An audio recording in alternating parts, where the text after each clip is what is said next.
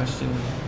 That's still an unanswered question. Well, I think there's a lot to still discuss in that arena. You know, obviously, everything today was just a high overview.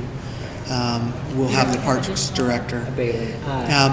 And I've seen in the past where economic studies have been done to show the effectiveness of a state park, and I believe that, and I certainly believe that state parks are a viable and an important aspect of the economic development of our state. At the same point, I think the governor's perspective is those parks need to be self-sustaining. And if in fact they do generate that kind of economic development, they shouldn't have any trouble being self-sustaining. So we'll find, I think, the middle ground before that. But again, if you don't take the $10 million back for the dairy center, or you don't make the adjustments in state parks, that's even a larger cut towards public education, or a larger cut towards public safety or health concerns. So therein lies the dilemma. Any numbers or specific items that jumped out at you that caught your eye?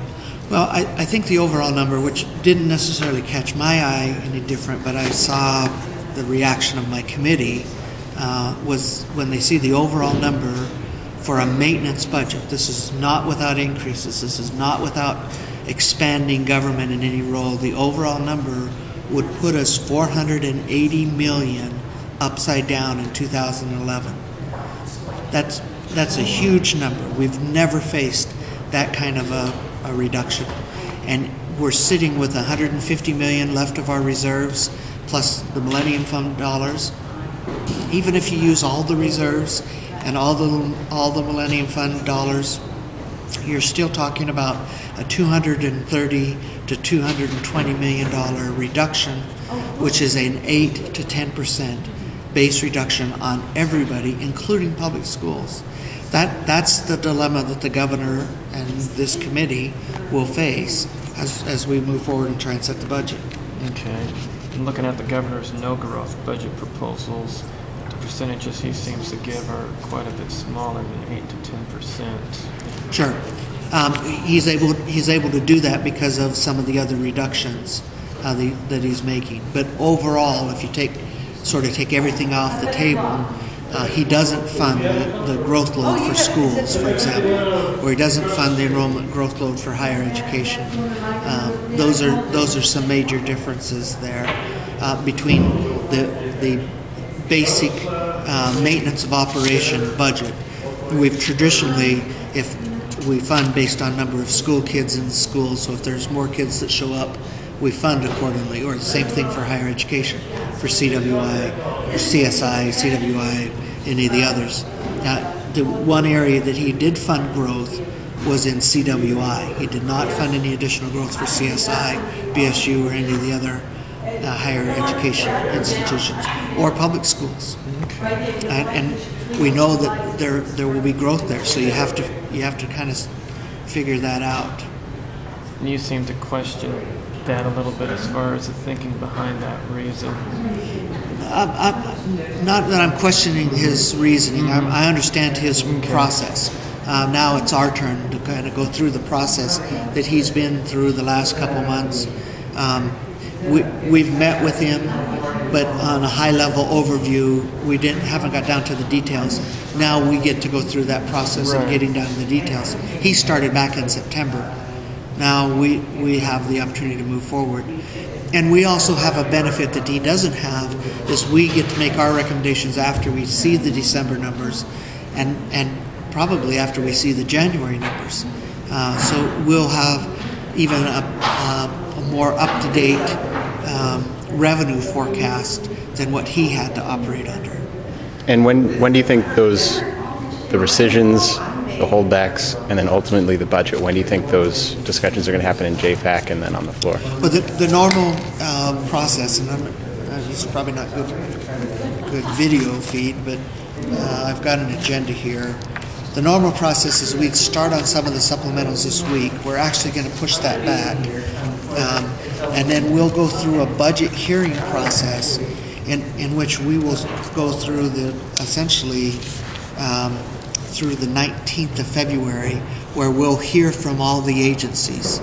And so from now till the 19th is we'll meet individually with each of those agencies. We'll hear from them. We'll hear from public schools. We'll hear from superintendent learning, higher education, etc. And then we'll start setting the budget on February 22nd. Okay. Now, sometime in between now and the 22nd, we'll start developing a blueprint. We'll form up what the actual revenue number is going to be. We'll hear from the Economic Outlook Committee on Monday.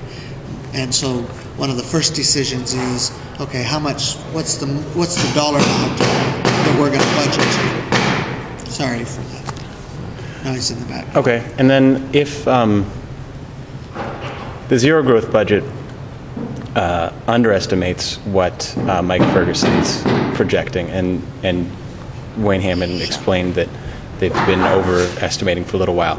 But if for some reason that budget goes forward and there is 3.5% growth and that $83 million does come into the state, how will that money get spent? Well, that'll be, first of all, that'll be one of the happiest days of our lives if that happens. Keep in mind, when we set budgets, we're setting them a year and a half in advance. Okay, that's the first thing you have to understand. So when we set the 2011 budget, it will start in July 1st of this year, and we will be halfway through that year when we come back into session next January. Should the revenue come in at a better pace through 2011, so by the time we come back next January, we'll be 6 months through the year, and should those numbers be tracking closer to 3.57, then we'll have the opportunity to appropriate that money or restore it to public schools, restore it to other entities, etc. Okay, so it won't be spent until we allocate it, and we'll make that judgment just like we are right now with 2010. The number keeps getting lower on us, so we're having to make those adjustments lower. That's ergo the holdbacks that are coming. When we get into 2011, we'll be halfway through the year. We'll be able to see if Mr. Ferguson's right, and so far he hasn't been. He uses a model that's based on other entities outside the state, and that model is showing some growth, but there's really not a lot of evidence outside of that model that would indicate that our state is going to grow by 4%. We've never in the history had an 8% swing in 1 year, and that's what his model indicates, because you go from a 4.5% reduction to a 3.5% climb, almost 3.6% climb. That's an 8% swing in revenue. We've never in Idaho's history, except for when we've raised sales tax, and sales tax then boosted it by that. But if you subtract the numbers from sales tax, or if you look at any other year, we've never had that kind of a swing. So the governor is very reluctant that we'll have that kind of swing. Legislative leadership is, and I personally am very concerned that I'd love for it to be there and then make my life a lot easier to budget to that number, but the risks of doing that are tremendously high. It's impossible very difficult to cut budgets mid-year, particularly after they've been cut and cut and cut again. And then to cut public schools mid-year is also, in my mind, it's impossible. If I had to do something different, I'd have maybe done something different there. And we'll maybe work through that to protect public schools a little better. But we'd be really, I think, chagrined in our constitutional duty if we were to spend to that level, knowing that never in history have we had that kind of a swing. I think that's part of the reason why we're going to have to budget to that zero growth number. So, okay. That's almost in essence saying we think we're at the bottom, so we're going to budget we think we've stopped declining, and we hope that's the case. But obviously, as you heard this morning, December's numbers are showing that we're down another 14 million on an additionally revised number that was revising the expectation. I don't know what the number would have been compared to August numbers. So another 14 million we're down. So